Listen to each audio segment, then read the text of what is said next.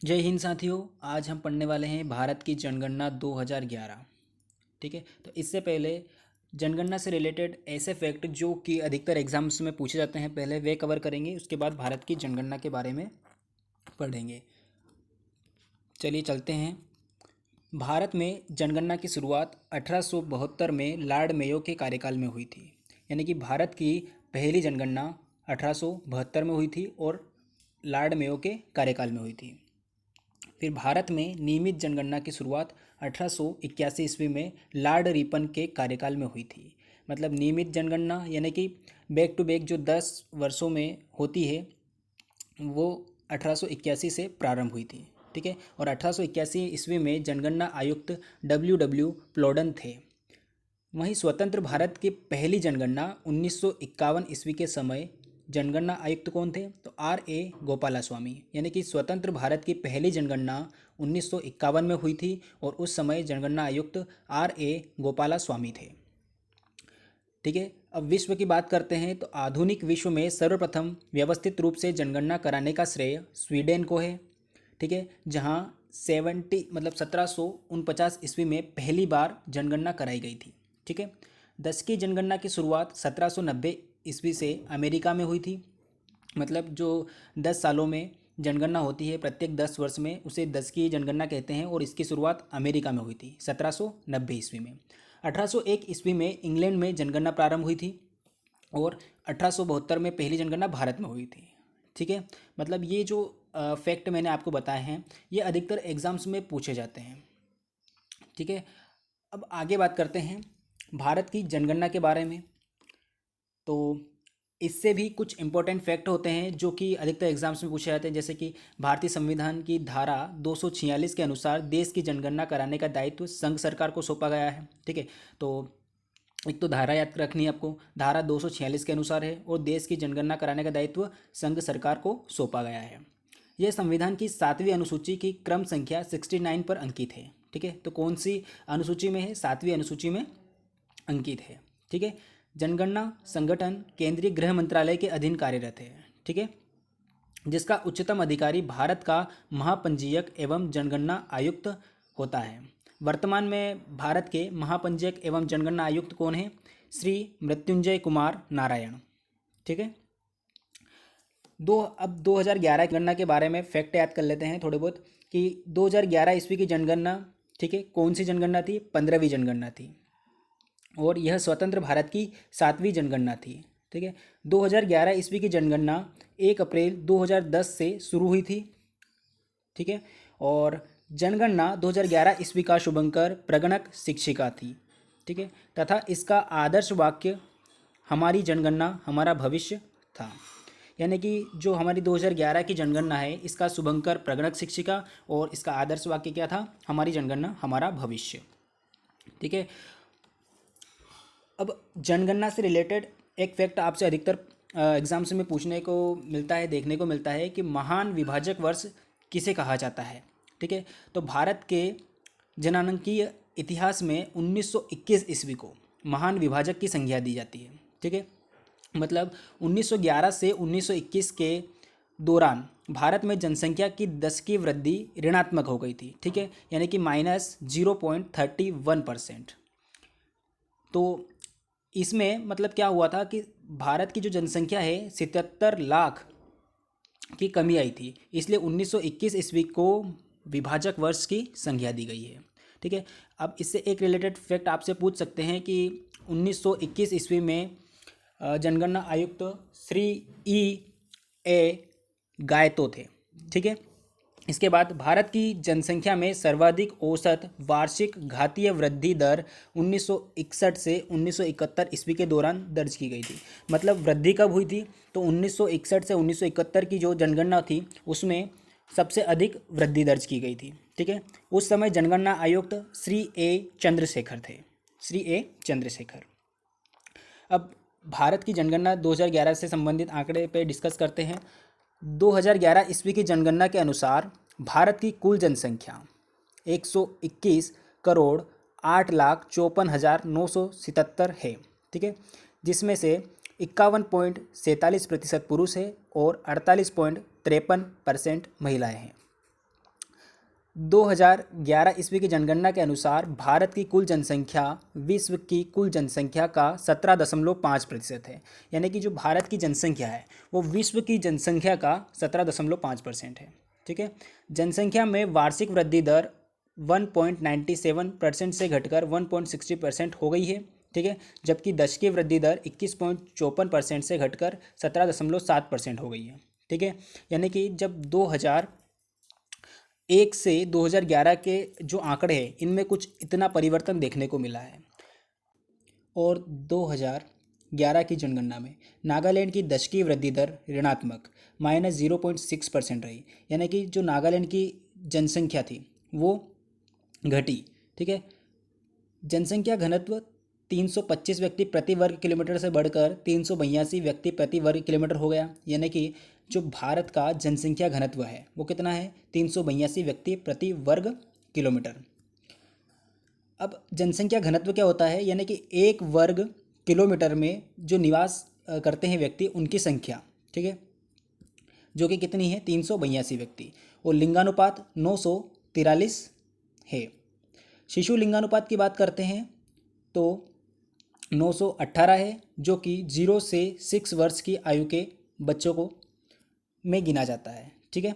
जनसंख्या में साक्षर लोगों की संख्या 73% है, जिसमें पुरुष साक्षरता 80.9% एवं महिला साक्षरता 64.6% है। ग्रामीण क्षेत्र में न्यूनतम साक्षरता दर वाला राज्य आंध्र प्रदेश। ठीक है। 60.4% यहाँ की साक्षरता है। मतलब सबसे कम साक्षरता ग्रामीण क्षेत्र में किसकी है, आंध्र प्रदेश की। शहरी क्षेत्र में न्यूनतम साक्षरता वाला राज्य उत्तर प्रदेश है, 75.1%। ठीक है। ग्रामीण क्षेत्र में सर्वाधिक साक्षरता वाला राज्य केरल है, 93% है। ठीक है। देश में अब तक पूर्ण साक्षर घोषित किए गए एकमात्र राज्य केरल है। भारत की सर्वाधिक जनसंख्या वाले 5 राज्य घटते क्रम में। उत्तर प्रदेश 16.51%, जो कि सबसे ज़्यादा है। सबसे ज़्यादा जनसंख्या उत्तर प्रदेश की है। दूसरा है महाराष्ट्र 9.28%। तीसरा है बिहार 8.6%। चौथा पश्चिम बंगाल 7.54%।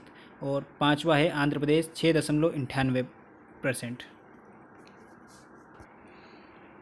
भारत के न्यूनतम जनसंख्या वाले 5 राज्य बढ़ते क्रम में। पहला है सिक्किम 0.05%। दूसरा है मिजोरम 0.09%।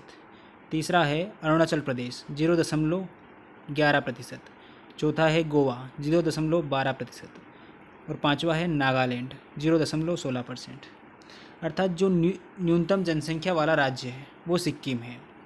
सिक्किम में सबसे कम जनसंख्या निवास करती है। दशकीय वृद्धि मतलब सर्वाधिक दशकीय वृद्धि मतलब 10 सालों में सबसे ज़्यादा किन राज्यों में वृद्धि हुई है। तो सबसे अधिक मेघालय में 27.9% की वृद्धि हुई है। फिर दूसरे नंबर पर अरुणाचल प्रदेश 26% की वृद्धि हुई। और फिर तीसरे नंबर पर बिहार 25.4%। चौथे नंबर पर जम्मू कश्मीर 23.6%। और पाँचवें नंबर पर मिजोरम 23.5%। मतलब इनमें इतने परसेंट की जनसंख्या में वृद्धि हुई है। अगला है न्यूनतम दशकीय वृद्धि वाले 5 राज्य जो कि बढ़ते क्रम में है। ठीक है। पहला है नागालैंड, जिसकी जनसंख्या में कमी हुई है, मतलब उसमें कोई वृद्धि नहीं हुई है, -0.6% की कमी हुई है। दूसरा है केरल 4.9% की वृद्धि हुई है। तीसरा है गोवा 8.2% की वृद्धि हुई है। चौथा है आंध्र प्रदेश 11%। पांचवा है सिक्किम 12.9%। अगला है जनसंख्या घनत्व। सर्वाधिक जनसंख्या घनत्व वाले 5 राज्य घटते क्रम में, यानी कि सबसे ज़्यादा जनसंख्या का घनत्व किस राज्य में है और फिर धीरे धीरे कम होता जाएगा। ठीक है। तो सबसे अधिक बिहार में जनसंख्या घनत्व है 1106 व्यक्ति प्रति वर्ग किलोमीटर में। ठीक है। किलोमीटर में चलता है जनसंख्या घनत्व, वर्ग किलोमीटर में। इसके बाद दूसरे नंबर पर आता है पश्चिम बंगाल, जो कि 1028 व्यक्ति प्रति वर्ग किलोमीटर। ठीक है। तीसरे नंबर पर आता है केरल 860 व्यक्ति प्रति वर्ग किलोमीटर। और चौथे नंबर पर आता है उत्तर प्रदेश 829 व्यक्ति प्रति वर्ग किलोमीटर। 5वें नंबर पर आता है हरियाणा 573 व्यक्ति प्रति वर्ग किलोमीटर। इसके बाद हम बात करते हैं न्यूनतम जनसंख्या घनत्व वाले 5 राज्य, मतलब सबसे कम जनसंख्या घनत्व, यानी कि सबसे कम व्यक्ति प्रति वर्ग किलोमीटर में निवास करते हैं जहाँ। ठीक है, पहला है अरुणाचल प्रदेश 17 व्यक्ति प्रति वर्ग किलोमीटर। दूसरा है मिजोरम 52 व्यक्ति प्रति वर्ग किलोमीटर। तीसरा है सिक्किम 86 व्यक्ति प्रति वर्ग किलोमीटर। चौथा है मणिपुर 115 व्यक्ति प्रति वर्ग किलोमीटर। और पांचवा है नागालैंड 119 व्यक्ति प्रति वर्ग किलोमीटर। लिंगानुपात में देखा जाए तो लिंगानुपात क्या होता है? प्रति 1000 पुरुषों की तुलना में स्त्रियों की संख्या को लिंगानुपात कहते हैं। सर्वाधिक लिंगानुपात वाले 3 राज्य घटते क्रम में केरल में 1084 स्त्रियों पर 1000 पुरुष हैं। ठीक है, फिर दूसरे नंबर पर आता है तमिलनाडु जिसमें 996 स्त्रियों की तुलना में 1000 पुरुष हैं। तीसरे नंबर पर आता है आंध्र प्रदेश जिसमें 993 स्त्रियों की तुलना में 1000 पुरुष हैं। इसके बाद न्यूनतम लिंगानुपात वाले 3 राज्य बढ़ते क्रम में। पहला है हरियाणा 879 महिलाओं की तुलना में 1000 पुरुष। दूसरे नंबर पर आता है जम्मू कश्मीर 889 स्त्रियों की तुलना में 1000 पुरुष।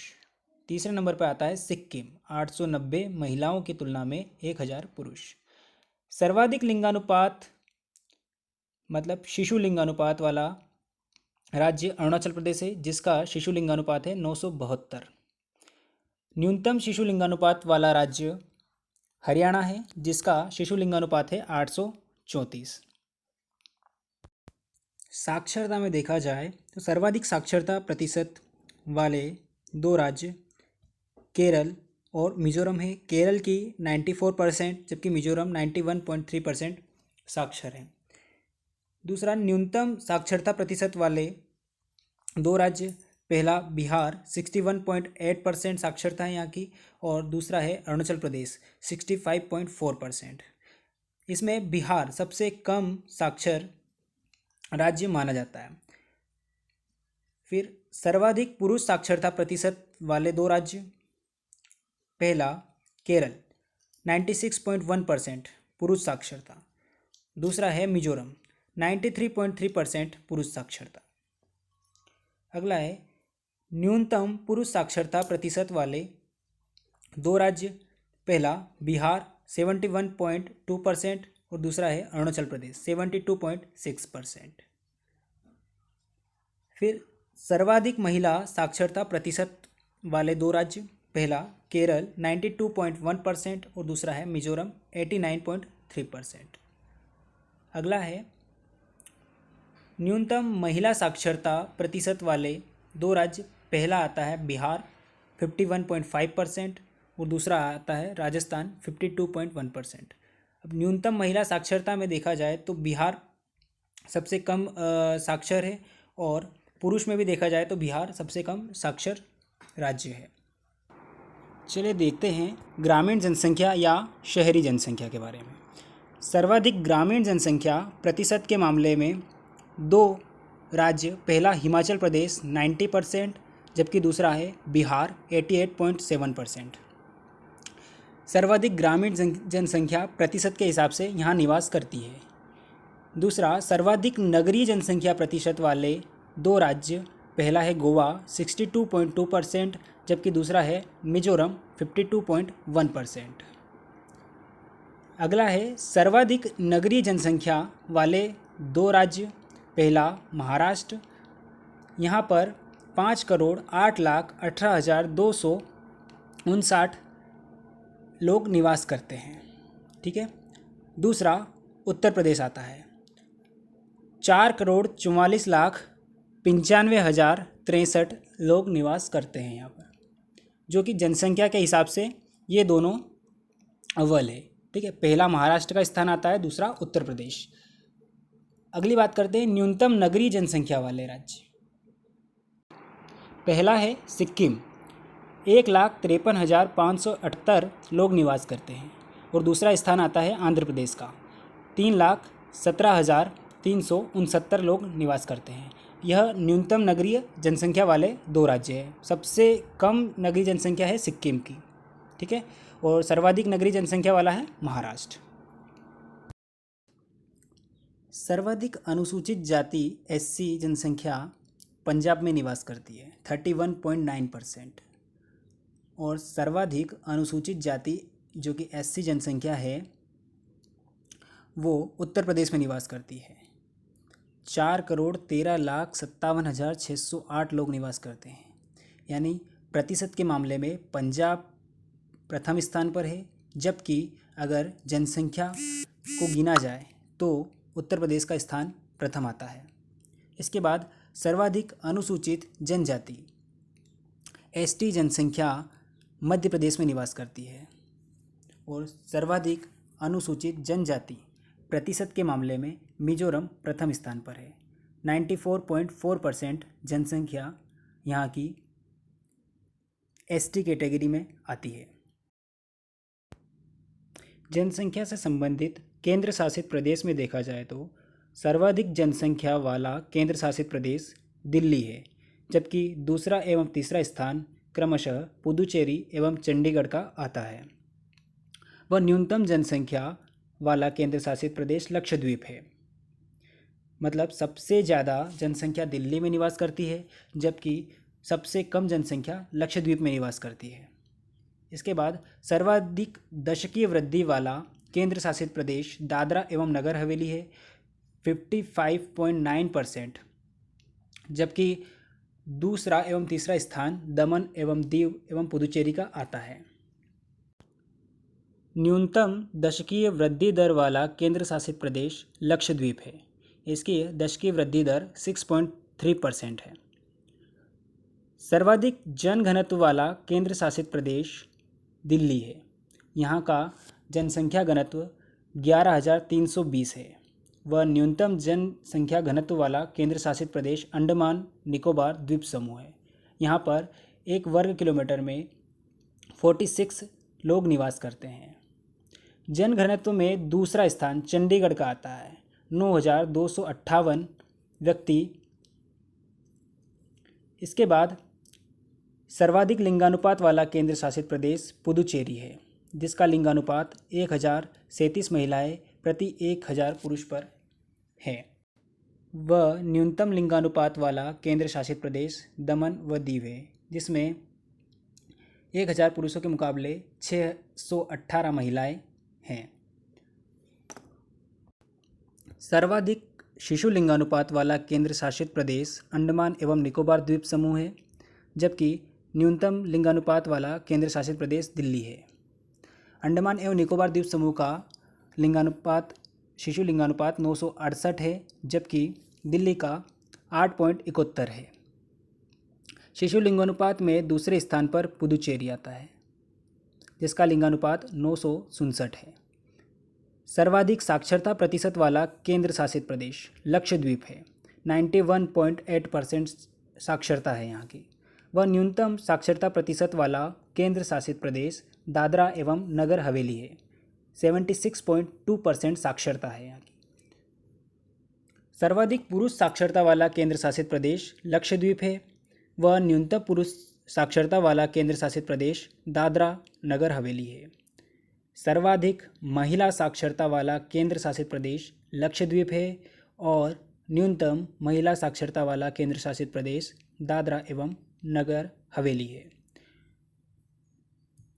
केंद्र शासित प्रदेशों में सर्वाधिक नगरीय जनसंख्या एवं नगरीय जनसंख्या प्रतिशत दिल्ली का है। वह न्यूनतम नगरीय जनसंख्या प्रतिशत अंडमान निकोबार द्वीप समूह का है। जनसंख्या की दृष्टि से सबसे छोटा केंद्र शासित प्रदेश लक्षद्वीप है। चलिए अब 2011 की जनगणना से रिलेटेड एमसीक्यूज डिस्कस कर लेते हैं। हमारा पहला प्रश्न है, भारत की 2011 की जनगणना के अनुसार भारत में विश्व की जनसंख्या का लगभग कितना प्रतिशत हिस्सा है? आपका राइट आंसर हो जाएगा 17.5%, ऑप्शन ए। अगला प्रश्न है, 2011 की जनगणना के अनुसार निम्न में से कौन सा राज्य सबसे कम जनसंख्या वाला राज्य है? आपका राइट आंसर हो जाएगा सिक्किम। ऑप्शन पहला सिक्किम राइट आंसर हो जाएगा। आपका अगला प्रश्न है, सर्वाधिक पुरुष साक्षरता प्रतिशत वाला राज्य कौन सा है? आपका राइट आंसर हो जाएगा केरल। ऑप्शन 4। अगला प्रश्न है, न्यूनतम पुरुष साक्षरता प्रतिशत वाला राज्य कौन सा है? आपका राइट आंसर हो जाएगा बिहार। बिहार में सबसे कम पुरुष साक्षरता है। आपका अगला प्रश्न है, 2011 की जनगणना भारत की कौन सी जनगणना थी? आपका राइट आंसर हो जाएगा ऑप्शन सी 15वीं जनगणना थी ये, और स्वतंत्र भारत की 7वीं जनगणना थी। ये भी आपको याद रखना है। अगला प्रश्न है, भारत में सर्वाधिक जनसंख्या वाला राज्य कौन सा है? आपका राइट आंसर हो जाएगा उत्तर प्रदेश। उत्तर प्रदेश में सर्वाधिक जनसंख्या निवास करती है। ऑप्शन ए राइट आंसर है। हमारा अगला प्रश्न है, 2011 की जनगणना के अनुसार देश की कुल जनसंख्या में नगरीय जनसंख्या का प्रतिशत कितना है? आपका राइट आंसर हो जाएगा ऑप्शन ए 31.2%। अगला प्रश्न है, 2011 की जनगणना के अनुसार देश की कुल जनसंख्या में ग्रामीण जनसंख्या का प्रतिशत कितना है? अर्थात ऐसी जनसंख्या जो गांव में निवास करती है। आपका राइट आंसर हो जाएगा ऑप्शन बी 68.8%। आपका अगला प्रश्न है, नागालैंड की दशकीय वृद्धि दर कितनी है? आपका राइट आंसर हो जाएगा ऑप्शन सी -0.6%। एक अकेला ऐसा राज्य जिसकी दशकीय वृद्धि दर ऋणात्मक थी। अगला प्रश्न है, ग्रामीण क्षेत्र में न्यूनतम साक्षरता दर वाला राज्य कौन सा है? आपका राइट आंसर हो जाएगा ऑप्शन बी आंध्र प्रदेश। अगला प्रश्न है, सर्वाधिक पुरुष साक्षरता वाला केंद्र शासित प्रदेश कौन सा है? आपका राइट आंसर हो जाएगा ऑप्शन ए लक्षद्वीप। अगला प्रश्न है, न्यूनतम पुरुष साक्षरता वाला केंद्र शासित प्रदेश कौन सा है? आपका राइट आंसर हो जाएगा ऑप्शन बी दादरा नगर हवेली। अर्थात केंद्र शासित प्रदेश में सबसे कम जो पुरुष साक्षरता है वो दादरा नगर हवेली की है, और सबसे अधिक लक्षद्वीप की है। आपको अगर वीडियो अच्छी लगी है तो प्लीज़ लाइक कर दीजिएगा, और चैनल पर नए हैं तो चैनल को सब्सक्राइब कर दीजिएगा। मिलते हैं अगली वीडियो में, जब तक के लिए टेक केयर, बाय बाय, जय हिंद, जय भारत।